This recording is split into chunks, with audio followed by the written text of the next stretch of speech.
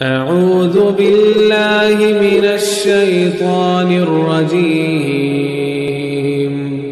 बिस्मिल्लाहिर्रहमानिर्रहीम।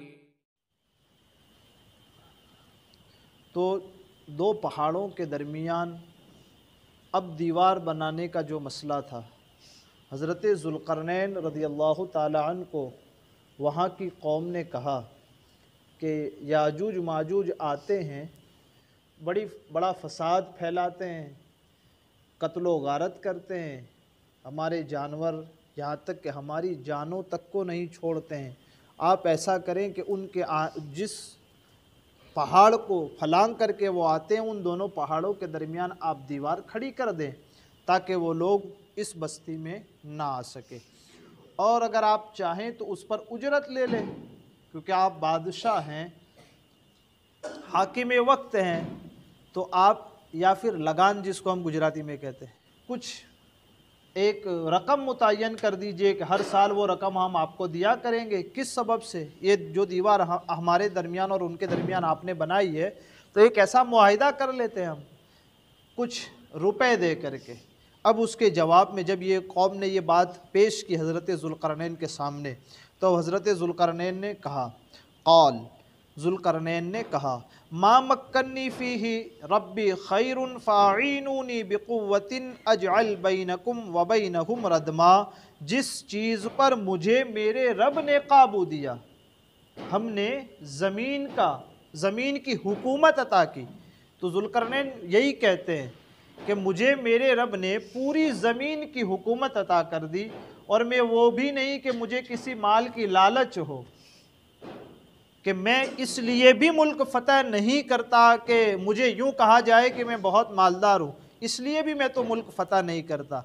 मेरे रब ने ही मुझे इक़्तिदार अता फ़रमाया और हुकूमत अता फ़रमाई है, तो मुझे तुम्हारे माल की कोई ज़रूरत नहीं है। मेरे रब का दिया हुआ जो कुछ मेरे पास है वो बहुत बेहतर है मेरे पास। जवाब में ये कहा कि जिस चीज़ पर मुझे मेरे रब ने काबू दिया है वो बहुत बेहतर है, बस तो तुम मेरी मदद क़ुव्वत के साथ करो। माल के ज़रिए मेरी मदद मत करो, कुव्वत के साथ करो। कुव्वत के साथ का क्या मतलब है? कहा अब दीवार बनाने के लिए साजो सामान की ज़रूरत पड़ेगी, दीवार बनाने के लिए लोगों की, मज़दूरों की ज़रूरत पड़ेगी। तो मैं कहूँ कि ये काम करना है, उसके लिए मज़दूरों को ला करके दे देना और कुव्वत के साथ मेरी मदद करना, हम मिल करके उस दीवार को खड़ी कर देंगे।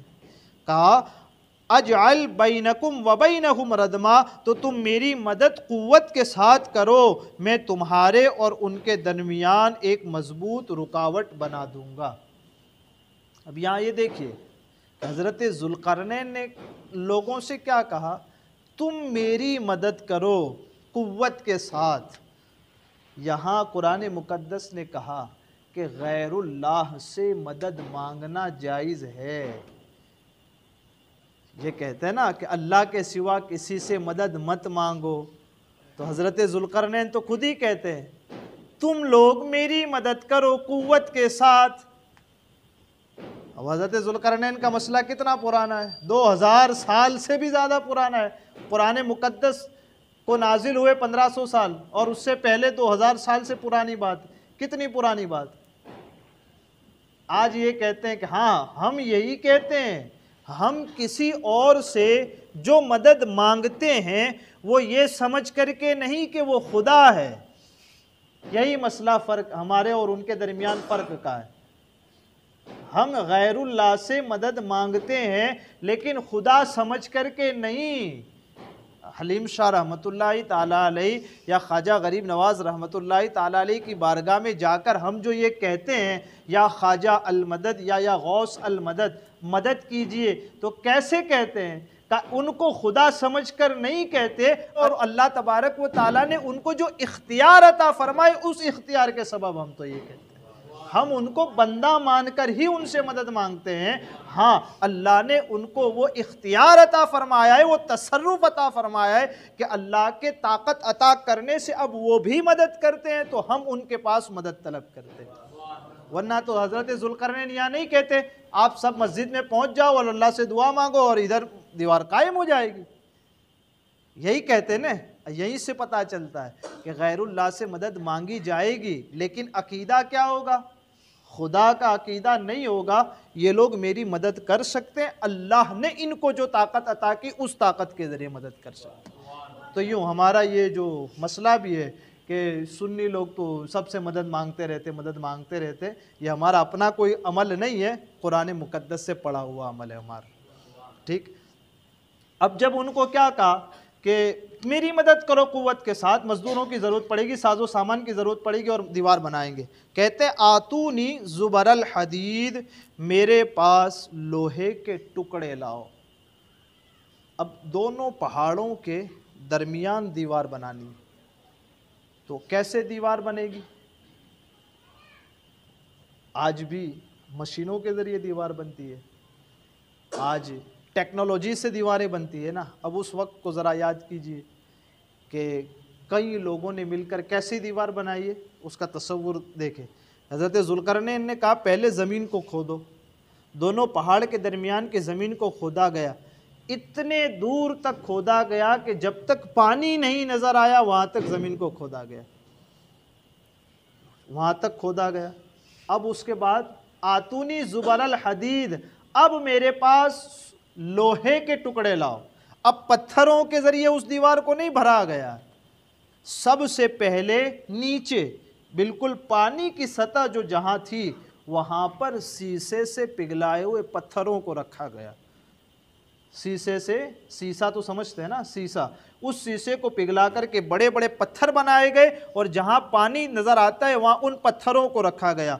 और नीचे से लेकर ऊपर तक, दोनों पहाड़ों के किनारों तक, जहाँ तक पहाड़ होते हैं वहाँ तक, हत्ता इदा सावा बैन सदफ़ैनी, मेरे पास लोहे के टुकड़े लाओ, यहाँ तक कि जब वो दीवार दोनों पहाड़ों के किनारों के दरमियान बराबर कर दी।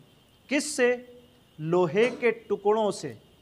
लोहे के टुकड़ों और तख्तों को रखा, एक लोहा फिर उसके ऊपर दूसरे लोहे का तख्ता, और तख्ते के दरमियान कोयला और लकड़ियों को रखा गया।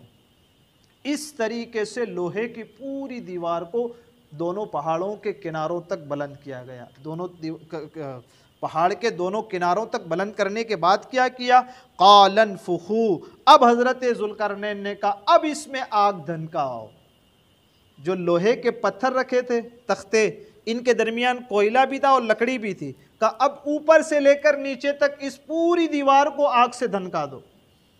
पूरी दीवार के अंदर आग लगा दी गई।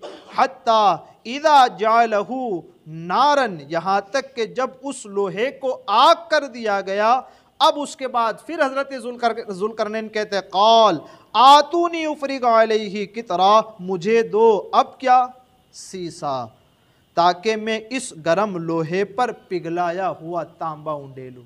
पहले नीचे पत्थर रखे गए, फिर उसके बाद लोहे के तख्तों से दीवार बनाई गई, दरमियान में कोयले और लकड़े रखे गए, फिर उसके बाद पूरी दीवार को जलाया गया और उसके बाद अब ऊपर से पिघलाया हुआ तांबा दरमियान में डाला गया, ऊपर से नीचे तक। इस तरीके से इस पूरी दीवार को बनाया गया। काल आतूनी उफरिग अलैहि कितरा, मुझे दो ताकि मैं इस गरम लोहे पर पिघलाया हुआ तांबा उंडेल दूँ।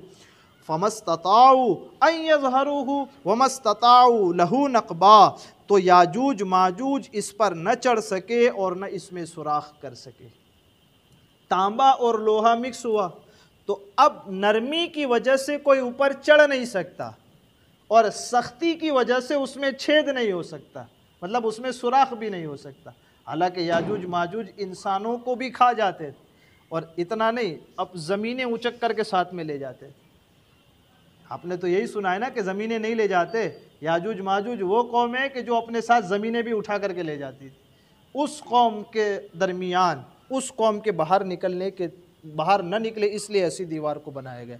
ऐसी दीवार बना दी हज़रत ज़ुल्करनैन रज़ियल्लाहु ताला ने। फिर उसके बाद का काल हाज़ा रहमतुम मिर रब्बी, ये मेरे रब की रहमत है।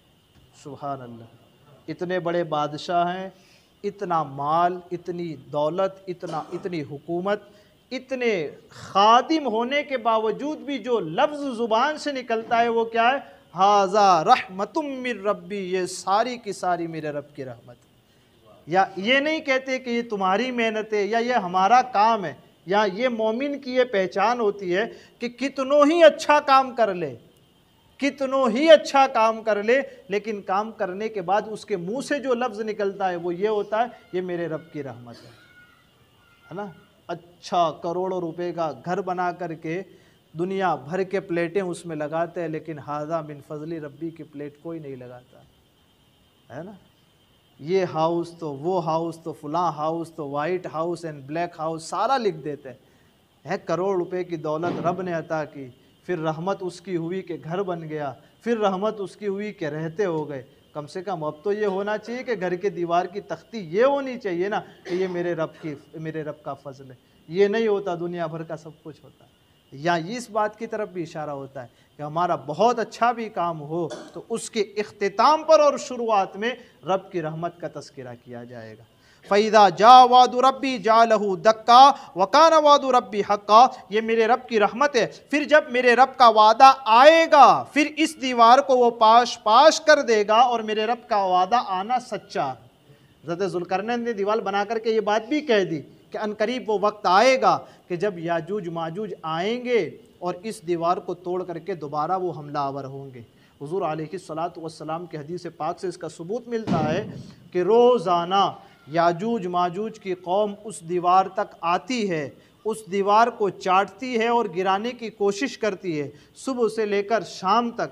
अब वो थोड़ी सी रह जाती है और उनका सरदार कहता है चलो कल आकर के इतनी जो रह गई है इसको कल तोड़ेंगे। लेकिन जब वो कल फिर लौटते हैं तो पहले से ज़्यादा मजबूत हो चुकी होती है। हुज़ूर अलैहिस्सलातु वस्सलाम इरशाद फरमाते हैं लेकिन कुर्बे क़यामत जब वो लोग उस दीवार को तोड़ने के लिए आएंगे, अब उस दीवार को चाटेंगे दिन भर तो थोड़ी सी बाकी रहेगी। उस दिन उनका सरदार कहेगा चलो इंशाअल्लाह कल यहाँ से आगे तोड़ेंगे। अब जब दूसरे दिन वो आएंगे तो अब दीवार उतनी बची होगी, फिर उसको तोड़ करके वो लोग याजूज माजूज फिर इस दुनिया पर कत्ल व गारत करने के लिए आएंगे। ये वाक़या कब होगा? दज्जाल को हज़रत ईसा अलैहिस्सलाम कत्ल कर देंगे, उसके बाद हज़रत ईसा अलैहिस्सलाम पर अल्लाह तबारक व तआला इल्हाम फरमाएगा, ए मेरे नबी जितने ईमान वाले इस दुनिया में बचे हैं इन सब को लेकर आप पहाड़ पर चले जाइए। अब ऐसी कौम निकलने वाली है कि जिसका मुकाबला कोई नहीं कर सकता। हज़रत बहार शरीयत के अंदर जो हमारे पास मौजूद है उसके अंदर इसकी वजाहत भी की गई है। अब होगा फिर उसके बाद वो लोग निकलेंगे और हज़रत ईसा अलैहिस्सलाम की दुआ होगी और दुआ के बाद उनके गर्दन में एक कीड़ा पैदा होगा जिसके सबब वो लोग मर जाएंगे। ऐसा होगा कि ज़मीन पर सिर्फ़ और सिर्फ उनकी लाशें ही होगी, पूरी ज़मीन पर याजूज माजूज की लाशें होंगी। कोई जगह ऐसी नहीं होगी कि हज़रत मूसा और उनके साथ जो ईमान वाले थे वो पहाड़ से उतरे तो ज़मीन पर कदम रखे, ऐसा कुछ नहीं हो। फिर दोबारा हज़रत ईसा अलैहिस्सलाम दुआ फरमाएंगे, अल्लाह तबारक व तआला परिंदों की एक जमात को भेजेगा, वो परिंदे उनकी लाशों को उठा उठा करके कहीं और फेंक देंगे, उस वक्त ज़मीन दोबारा पाक होगी फिर से। तो ये है हज़रत ये था याजूज माजूज का किस्सा और इस तरह ये दीवार बनी। और कमाल की बात यह है कि ये हमारे सामने नहीं है और कुरान मुक़द्दस इन सारी बातों को हमारे सामने बयान करके गैब की ख़बरों को हमारे सामने ज़ाहिर फरमाता है। अल्लाह ताला मुझे आपको कहने सुनने से ज़्यादा इल्म और अमल की तौफ़ीक़ अता फ़रमाए। हमारे कहने और आपके सुनने में आमदन सहवन कोई ख़ता हुई हो अल्लाह अज़्ज़ व जल अपने हबीब के सदक़े उसे माफ़ फ़रमाए। अस्तग़फ़िरुल्लाह रब्बी मिन कुल्लि